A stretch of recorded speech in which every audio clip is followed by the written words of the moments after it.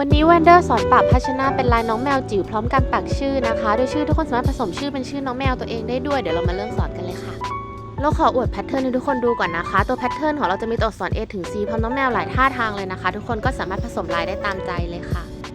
เริ่มจากการล่างลายก่อนนะคะเราใช้กระดาษลอกลายและลายน้ำวางทับบนลายเราใช้ปากกาล่างตามลายได้เลยนะคะส่วนตัวอักษรเราก็คือไล่ทีละตัวอักษรนะคะตามชื่อที่ต้องการค่ะพอลอกลายเสร็จแล้วเราวางกระดาษลอกลายบนภาชนะตำแหน่งที่ต้องการนะคะแล้วเสร็จสะดึงหนีบตัวกระดาษลอกลายให้ติดกับภาชนะไว้ค่ะ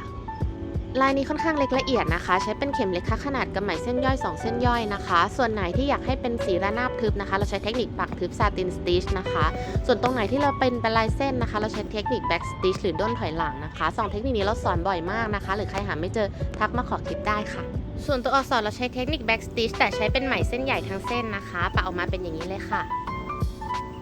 พอปักเสร็จแล้วนะคะเราก็คือเอาสะดึงออกได้เลยค่ะ